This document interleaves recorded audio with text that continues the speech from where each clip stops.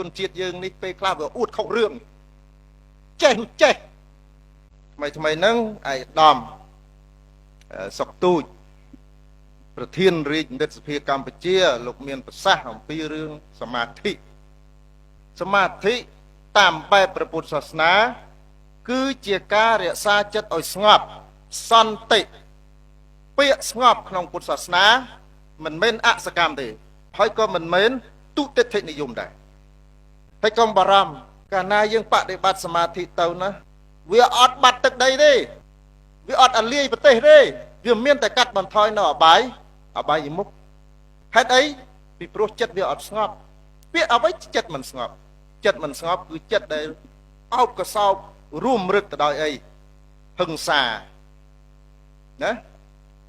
រួមរឹកទៅដោយអីទោសៈក៏ហុកកំហុសខ្លះទូចប៉ុន្តែយើងធ្វើធំនិយាយដូចថាធំណាស់ចឹងតាមគ្រាន់តែក្មេងគ្នាខុសបន្តិចចឹងគាត់ចង់វាយគ្នាឲ្យចង់ងាប់ក៏មានឪពុកម្ដាយខ្លះ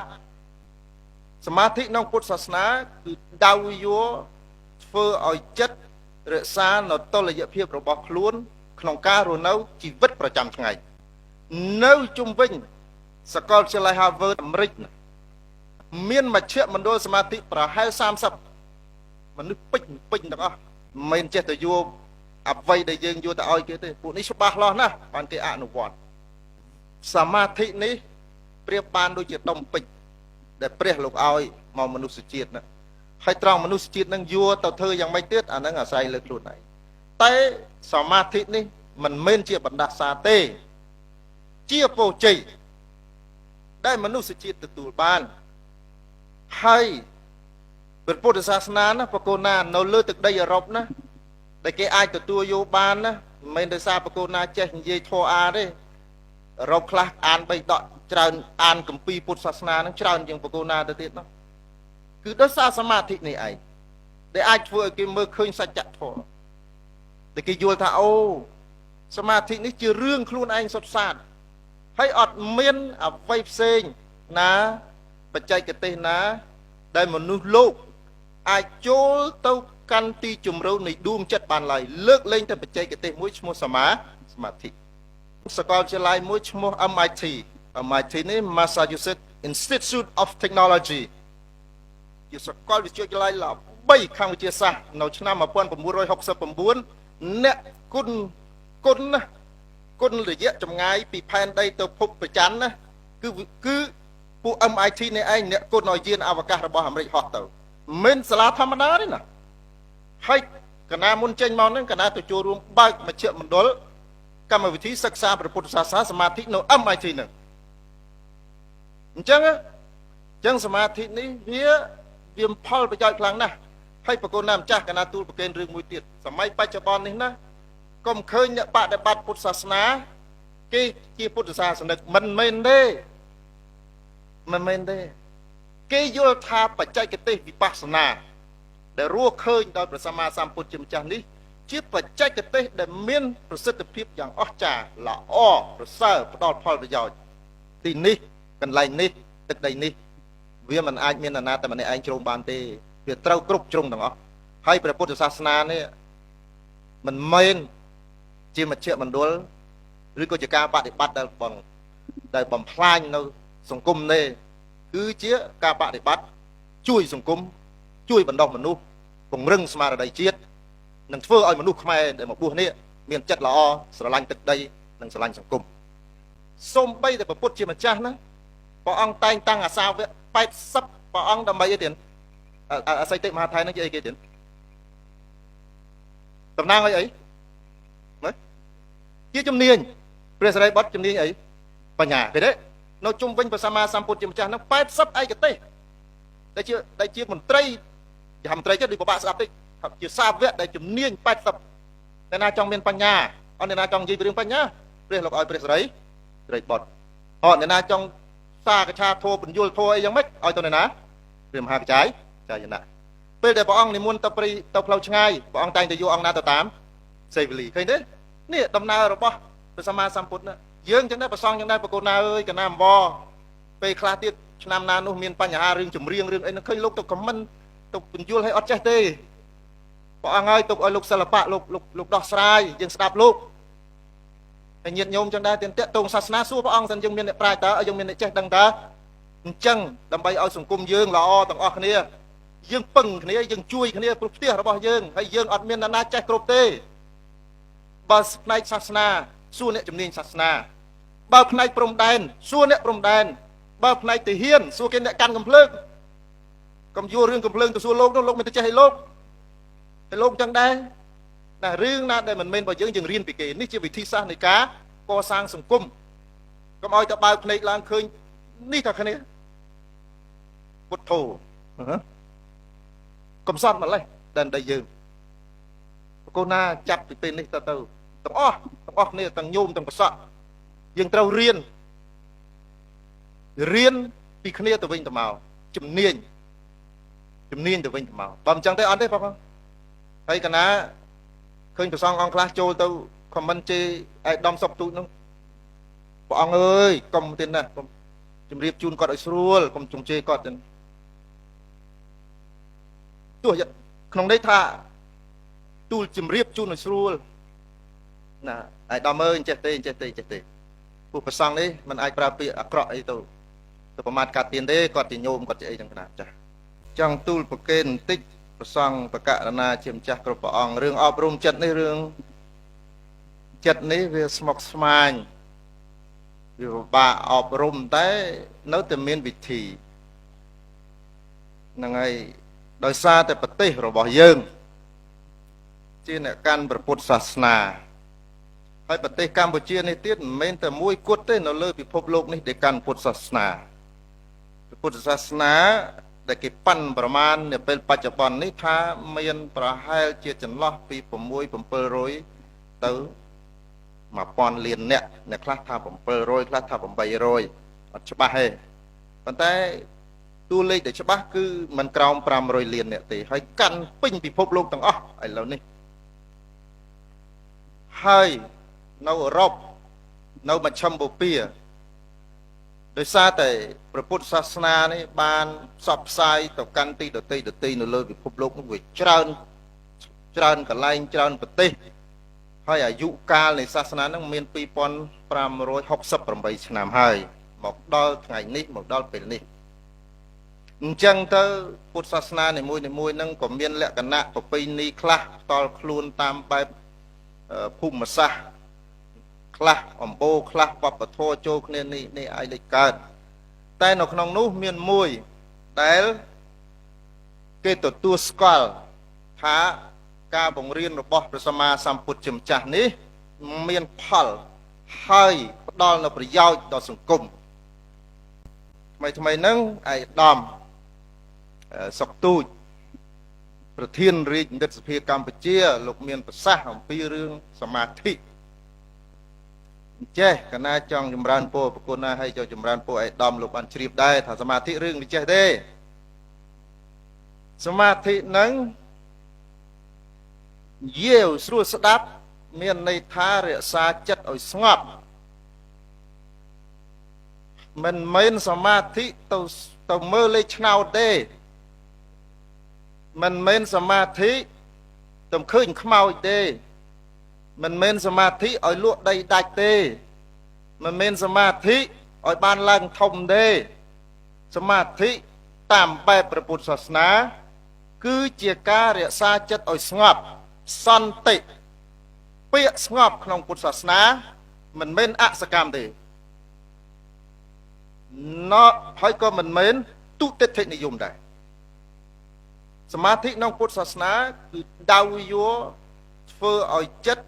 រក្សានៅតុល្យភាពរបស់ខ្លួនក្នុងការរស់នៅជីវិតប្រចាំថ្ងៃនេះនិយមន័យនៅក្នុងសមាធិណាហើយសមាធិដំបូងព្រះសម្មាសម្ពុទ្ធជាម្ចាស់ចម្រើនដំបូងគឺនៅប្រជជនប្រហែលទៀត7ព្រះវស្សាថ្ងៃដែលព្រះបិតា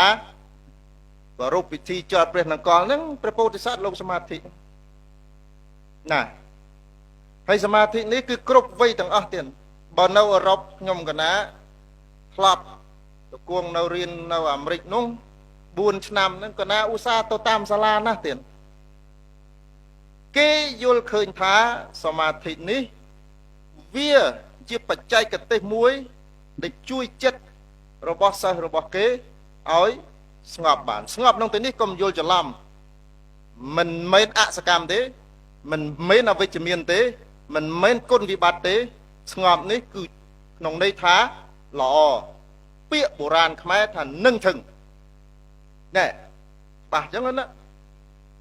ហើយប្រគល់ណាម្ចាស់នៅជុំវិញសាកលវិទ្យាល័យ Harvard ណាមានមជ្ឈមណ្ឌលសមាធិប្រហែល30មនុស្សពេញទាំងអស់ Harvard អាមេរិកណាមិនចេះទៅយកអ្វីដែលយើងយកទៅឲ្យគេទេពួកនេះច្បាស់លាស់ណាស់បានគេអនុវត្តហើយមុនខ្ញុំកណារៀនចប់មកហ្នឹងសាកលវិទ្យាល័យមួយឈ្មោះ MIT នេះ Massachusetts Institute of Technology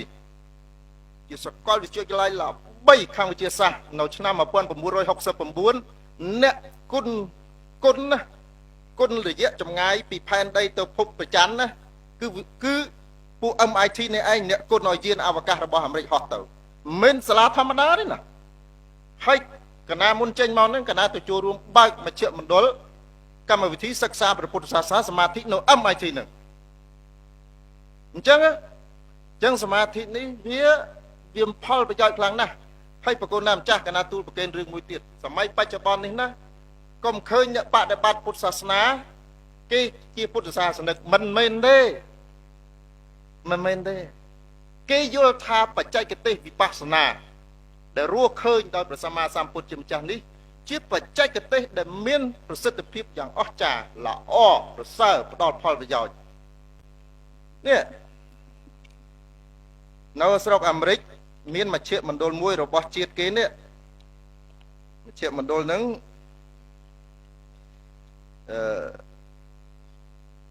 គេហៅមជ្ឈមណ្ឌលរបស់អាមេរិកឈ្មោះ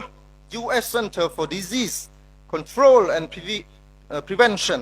ហៅកាត់ថា CDC មជ្ឈមណ្ឌលនេះគឺជាអ្នករៀបចំនាំយកសមាធិឲ្យទៅបង្រៀននៅសាលាបឋមសិក្សានៅអាមេរិកជាផ្លូវការបច្ចុប្បន្ននេះជាង100សាលាកំពុងតែបដិបត្តិសមាធិហើយប្រគល់ណាម្ចាស់សមាធិនេះណាកណាក៏ធ្លាប់កណាក៏បដិបត្តិដែរសមាធិនេះលុះត្រាតែប្រគល់ណាចូលទៅបដិបត្តិទើបយល់អំពីសារៈសំខាន់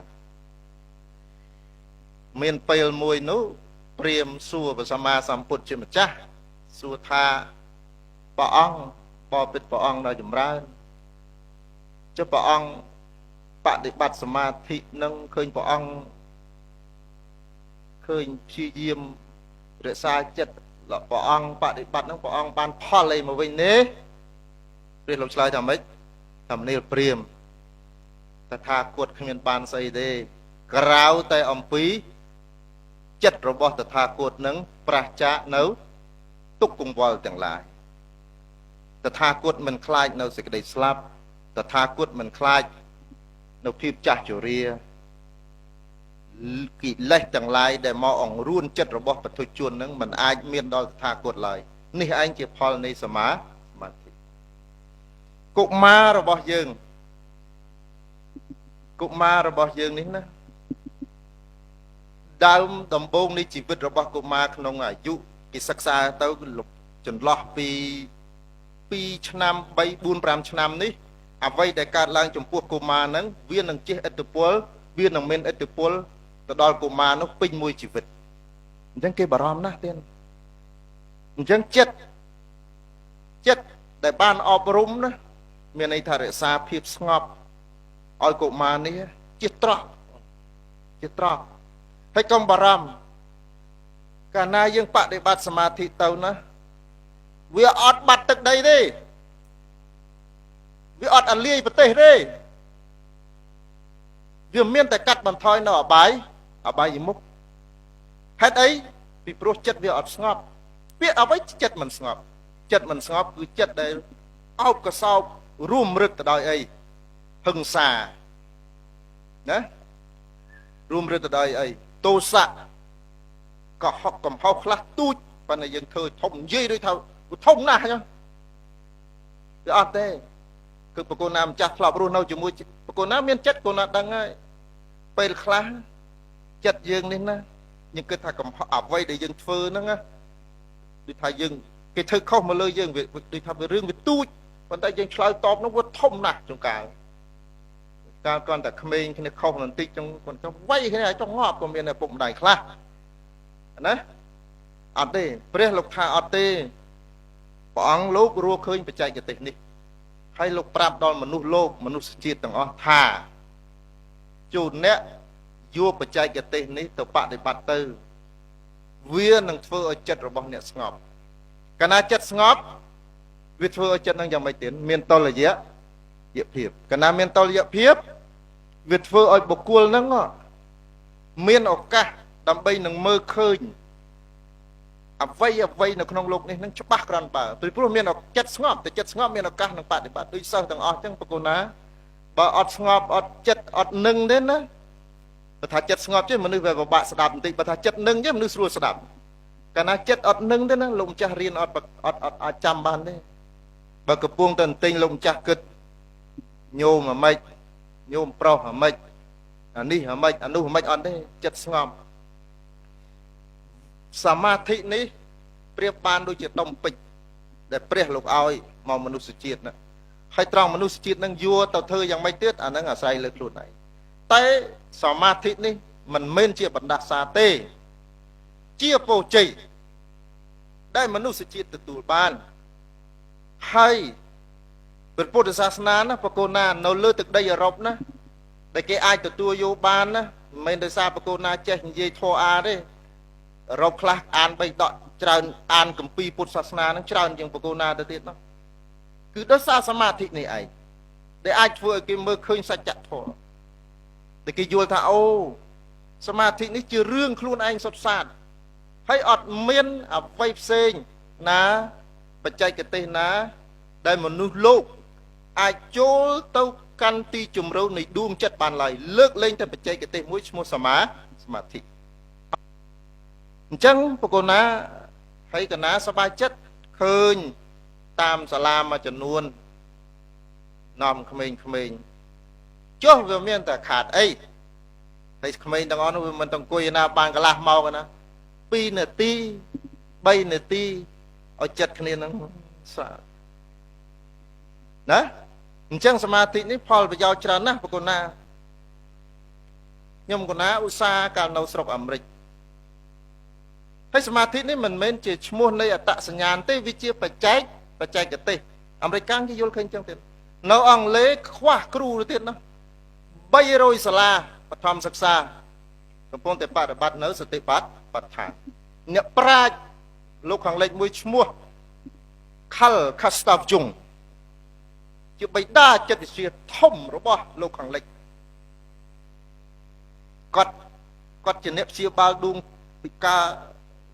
ពួកអ្នកដែលមានវិបត្តិផ្លូវចិត្តហ្នឹងខលជុងហ្នឹងគាត់ព្យាយាមសិក្សាចុងក្រោយគាត់ថាអត់ទេគាត់មកពើប្រទេសជាមួយនឹងវិបស្សនានេះគាត់ថាអូល្អណាស់អញ្ចឹងគាត់យកវិបស្សនាហ្នឹងទៅព្យាបាលជំងឺរបស់អ្នកជំងឺរបស់គាត់តាំងពីឆ្នាំ1913ណោះប្រគុណម្ចាស់ហើយកូនណាកុំច្រឡំថាស្រុកខ្មែរស្រុកសៀមស្រុកភូមាអីមានសាលាពុទ្ធសាសនាច្រើនជាងគេលើពិភពលោកហ្នឹងមិនមែនទេស្រុកអាមេរិកមិនស្រុកយើងទេណាប្រគណាសាលាពុទ្ធសាសនាដែលច្រើនជាងគេដែលមានចំនួនច្រើនបំផុតនៅអាមេរិកទេមិននៅភូមាទេមិននៅខ្មែរទេមិននៅខ្មែរទេអញ្ចឹងបានកណាចេះតែឃើញថានេះកាលដែលសមាធិនេះអត់មានអ្វីដែលអាក្រក់ទេល្អគុណម្ចាស់ហើយបដិបត្តិបានគ្រប់វ័យទាំងអស់បដិបត្តិបានគ្រប់វ័យទាំងអស់ហើយត្រង់ដែលញោមសមាធិហើយទៅផឹកស្រាទៀតអាហ្នឹងអាត្មាមិនដឹងថាម៉េចទេពីព្រោះចិត្តវាផ្សេងដំណើរជីវិតរបស់មនុស្សវាផ្សេងសមាធិនេះវាជាបច្ចេកទេសត្រង់ថាយើងបើសិនជាយើងបដិបត្តិត្រឹម1នាទីហើយយើងចង់បានផលវាមិនបានទេវាត្រូវការពេលច្រើនថ្ងៃវាជាលំហាត់នៃដួងចិត្តនៃចិត្តណាដូចយើងហាត់ប្រាណអញ្ចឹងប្រកាសដូចយើងហាត់ប្រាណអញ្ចឹងណាកាយយើង បកូនណាខ្ជិលច្រើនដេកច្រើនអសឹងច្រើនហើយច្រើននឹងស្ពឹកស្ពួនបកូនណាដែលល្វះល្វីធ្វើការហ្នឹងឃើញទេសុខភាពលោកល្អយ៉ាងណាមិញចិត្តហ្នឹងអញ្ចឹងដែរហើយកណាបច្ចៈម្ដងទៀតម្ដងហើយម្ដងទៀតថាការបដិបត្តិសមាធិនេះណាជារឿងដែលល្អបំផុតមិនមែនបដិបត្តិសមាធិឲ្យខ្មោចចូលទេបើអ្នកណាបដិបត្តិសមាធិខ្មោចចូលអាហ្នឹងមិនមែនទេអាហ្នឹងផ្លอมទេអាហ្នឹងពួកបោកទេអាហ្នឹងវាមិនដែលបដិបត្តិសមាធិនេះទៅឃើញលេខឆ្នោតអាម៉េចវាមិនមានទេតែគ្រាន់អង្គុយថ្មីភ្នែកទៅឃើញខ្មោចក្នុងព្រៃអាម៉េចវាមិនមានទេព្រះសម្មាសម្ពុទ្ធជាម្ចាស់មួយជីវិតរបស់ព្រះអង្គបដិបត្តិរហូតជាពិសេសព្រះអង្គចូលចិត្តអីទេក្នុងគម្ពីរយើងសិក្សាទៅឃើញទ្រង់ច្រើនតែចង្ក្រមនៅពេលព្រឹកណាឃើញណាហើយបកូនណាសង្គមយើងនេះវាមានរបួសដួងចិត្តនឹងវាច្រើនហើយយើងនិយាយទៅប្រវត្តិសាស្ត្រតាំងពីសម័យសង្គ្រាមរ៉ៃមកនឹងវាឈឺវាខ្លោចផ្សាវាសពបែបយ៉ាងព្រះធម៌នេះចូលទៅជួយជាបាលជាខ្លះមិនជាខ្លះតែក៏ជាឱសថមួយដែលអាចធ្វើឲ្យដួងចិត្តនៃជនជាតិយើងនឹងបានស្ងប់រងាប់មួយរយៈអញ្ចឹងអ្នកខ្លះឆ្ងល់ថាទេចុះសមាធិនឹងបានប្រយោជន៍អីមកវិញថាបានច្រើនហើយកុំជឿអាត្មាកុំជឿខ្ញុំបកូនណាចូលទៅបដិបត្តិហើយកុំបដិបត្តិមកផ្លេតណា5នាទីចង់បានផលអ្ហ្មិចអត់ទេសាកមួយទឹកសាក10ថ្ងៃទៅមើលហើយបើអត់មានពេលទេអាហ្នឹងយើងកុំនិយាយថាវាមិនពិតយើងអត់ដែលធ្លាប់ឆ្លងកាត់យើងអាចនិយាយមិនកើតដោយបកូនណាអញ្ចឹងមកកណាចេះទទួលប្រកេនប្រសងអង្គខ្លះកាលណាយើងនិយាយអ្វីមួយទៅកាន់សង្គមបកូនណាបើមិនមែនជាជំនាញរបស់យើងសួរគេឃើញប្រសងអង្គខ្លះនិយាយពីសេដ្ឋកិច្ចនោះសម្បើមណាស់ចឹងណានិយាយអំពីបរិស្ថាននឹងយើងសួរគេយើងមិនចេះទេបើនិយាយពីធម៌កណាបកូនណាចេះណានិយាយអំពីអីនយោបាយបើចេះនិយាយបើអត់ចេះសួរគេរៀនចំនួនយើងនេះណាបកូនណាយើងគួរតែរៀនទទួលស្គាល់អំពីដែនកំណត់នៃចំណេះដឹងរបស់ខ្លួនជនជាតិយើងនេះពេលខ្លះវាអួតខុសរឿងចេះនោះចេះសូម្បីតែព្រះពុទ្ធជាម្ចាស់ណាព្រះអង្គតែងតាំងអាសាវៈ80ព្រះអង្គដើម្បីអីទៀតអសីតិមហាថៃនឹងជាអីគេទៀតតំណាងអីមើលជាជំនាញព្រះសារីបុត្រជំនាញអីបញ្ញាឃើញទេនៅជុំវិញព្រះសម្មាសម្ពុទ្ធជាម្ចាស់ហ្នឹង80ឯកទេសដែលជាមន្ត្រីជាមន្ត្រីទៀតដូចពិបាកស្ដាប់តិចជាសាវកដែលជំនាញ80អ្នកណាចង់មានបញ្ញាអត់អ្នកណាចង់និយាយពីរឿងបញ្ញាព្រះលោកឲ្យព្រះសារីបុត្រអត់អ្នកណាចង់សាកឆាធោបញ្យលធោអីយ៉ាងម៉េចឲ្យទៅអ្នកណាព្រះមហាកចាយចាយណៈពេលដែលព្រះអង្គនិមន្តទៅព្រៃទៅផ្លូវឆ្ងាយព្រះអង្គតែងតែយកអង្គណាទៅតាមសេវលីឃើញទេនេះដំណើររបស់ព្រះសម្មាសម្ពុទ្ធណាយើងចឹងដែរប្រសងចឹងដែរប្រកូនណាអើយកណាអង្វរពេលខ្លះទៀតឆ្នាំណានោះមានបញ្ហារឿងចម្រៀងរឿងអីនឹងឃើញលោកទៅខមមិនទៅបញ្យល់ឲ្យអត់ចេះទេព្រះអង្គហើយទុកឲ្យលោកសិល្បៈលោកដោះស្រាយយើងស្ដាប់លោកហើយញាតិញោមចឹងដែរទានតេតងសាសនាសួរព្រះអង្គសិនយើងមានអ្នកប្រាជ្ញតើយើងមានអ្នកចេះដឹងតើអញ្ចឹងដើម្បីឲ្យសង្គមយើងល្អទាំងអស់គ្នាយើងពឹងគ្នាយើងជួយគ្នាព្រោះផ្ទះរបស់យើងហើយយើងអត់មានអ្នកណាចេះគ្រប់ទេបើផ្នែកសាសនាសួរអ្នកជំនាញសាសនាបើផ្នែកព្រំដែនសួរអ្នកព្រំដែនបើផ្នែកទាហានសួរគេអ្នកកាន់កំភ្លើងកុំយួររឿងកំភ្លើងទៅសួរលោកនោះលោកមិនទៅចេះឲ្យលោកតែលោកចឹងដែរណារឿងណាដែលមិនមែនរបស់យើងរៀនពីគេនេះជាវិធីសាស្ត្រនៃការកសាងសង្គមកុំឲ្យទៅបើកភ្នែកឡើងឃើញនេះតែគ្នាពុទ្ធោកំសត់ម្លេះដែនដីយើងបកូនណាចាប់ពីពេលនេះទៅទាំងអស់គ្នាទាំងញោមទាំងប្រសក់យើងត្រូវរៀនពីគ្នាទៅវិញទៅមកជំនាញ ជំនាញទៅវិញទៅមកបើមិនចឹងទេអត់ទេបងហើយកណាឃើញប្រសងអង្គខ្លះចូលទៅខមមិនជេរឯកឧត្តមសុកទូចនោះព្រះអង្គអើយកុំទៀតណាកុំជំរាបជូនគាត់ឲ្យស្រួលកុំជុំជេរគាត់ទៀតទោះក្នុងន័យថាទូលជំរាបជូនឲ្យស្រួលណាឯកឧត្តមអើយចេះទេចេះទេចេះទេពួកប្រសងនេះมันអាចប្រើពាក្យអាក្រក់អីទៅប្រមាថកាត់ទៀនទេគាត់ជាញោមគាត់ជាអីចឹងណាចាស់ឯកឧត្តមចឹងដែរជុំសួរព្រះអង្គសិនទៅហ្នឹងហើយពីព្រោះអីពីព្រោះតែកណាចេះតែយល់មកនិយាយនេះដោយសារតែជាកិច្ចបដិបត្តិហើយវាល្អសមាធិមិនមែនបួងសួងទេណាប្រគុណណាយើងមិនមែនបួងសួងទៅរੂព្រះពុទ្ធឲ្យសុំឲ្យប្រឡងចប់ឲ្យលក់ដីដាច់ឲ្យអីទេណាឲ្យឡើងឋានៈអីទេណាអត់ទេសមាធិអីគេគឺយើងធ្វើការជាមួយអីជាមួយតែចិត្តអញ្ចឹងអត់មានអីអាក្រក់ទេហើយកណាមានប្រយោជន៍ទូលប្រកេនកណាលើកឧទាហរណ៍មួយទៀតដូចជាកាលគោអង្ការគាត់ទៅចាប់ផ្ដើមបង្រៀនសមាធិនៅឥណ្ឌាក្រោយមកទៀតគេអញ្ជើញឲ្យគាត់ទៅបង្រៀនសមាធិនៅក្នុងគុកទៀតជួយពីព្រោះជួន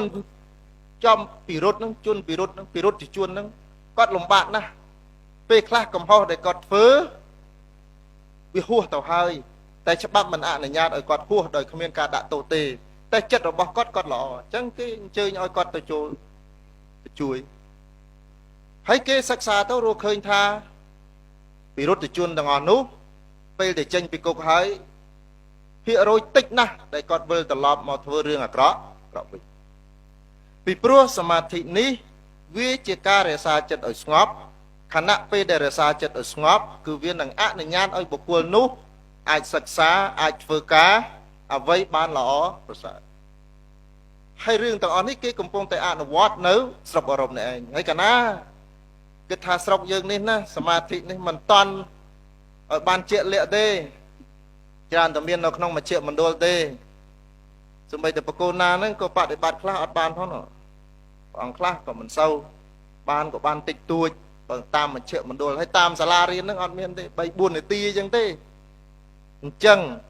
កណាសូមទូលប្រកេនបញ្ជាក់គូណាម្ចាស់ហើយចម្រើនពរឲ្យដំលោកបានជ្រាបដែរថាសមាធិនេះជាពោះជ័យជាវិធីសាស្ត្រដែលល្អបង្រៀនមនុស្សឲ្យឆ្លាតហេតុអីបានថាអញ្ចឹងដោយសារចិត្តរបស់បុគ្គលហ្នឹងមិនវាមានលំនឹងក្មេងបណ្ដោះពីកុមារទៅវាល្អបើសិនបើចិត្តរបស់កុមាររបស់យើងវាស្ងប់វានឹងថឹងចំនួនរបស់យើងទៅថ្ងៃអនាគតទឹកដីរបស់យើងនឹងមមតំពីព្រោះវាធ្វើឲ្យកុមាររបស់យើងមានឱកាសនឹងធ្វើកិច្ចការទាំងអស់នឹងបានជោគជ័យដោយច្រើនកណាប្រកេនប៉ុណ្ណឹងទៀតណាប្រកេនប៉ុណ្ណឹងហើយចេះតែសុំបិណ្ឌបាតឯកឧត្តមអស់លោកអើយយើងនៅមានអ្នកប្រាជ្ញយើងមានតិចតួចណាស់ស្ទើរតែគ្រប់ជំនាញអញ្ចឹងទេយើងរៀនសូត្រពីគ្នាសូមមេត្តាកុំប្រហារគ្នាបើឆ្ងល់សួរបកូនណាបើឆ្ងល់ញោមសួរញោមទៅរឿងហ្នឹងវាយ៉ាងម៉េចហើយញោមចឹងដែរបើឆ្ងល់រឿងអីក្នុងសាសនាទេកណាឆ្ងល់រឿងនេះយ៉ាងម៉េចទៅព្រះអង្គយើងមើលគ្នាក្នុងផ្លូវនឹងវិញពីព្រោះទីនេះកន្លែងនេះទឹកដីនេះវាមិនអាចមាននរណាតែម្នាក់ឯងជ្រោមបានទេវាត្រូវគ្រប់ជ្រុងទាំងអស់ហើយព្រះពុទ្ធសាសនានេះមិនមែនជាមជ្ឈមណ្ឌលឬក៏ជាការបដិបត្តិដែលបំផ្លាញនៅសង្គមនេះគឺជាការបដិបត្តិជួយសង្គមជួយបណ្ដុះមនុស្សពង្រឹងស្មារតីជាតិនិងធ្វើឲ្យមនុស្សខ្មែរដែលមកបួសនេះមានចិត្តល្អស្រឡាញ់ទឹកដីនិងស្រឡាញ់សង្គមចុងក្រោយសូមប្រកេនព ពោកូនណាគ្រប់ព្រះអង្គទាំងអស់សូមលោកកូនណាមានបច្ចុប្បន្នយឺនយូរហើយកុំភ្លេចដាំកណាណាទេណាបើអត់ចេះអីទេសួរគេរៀនណាទេណា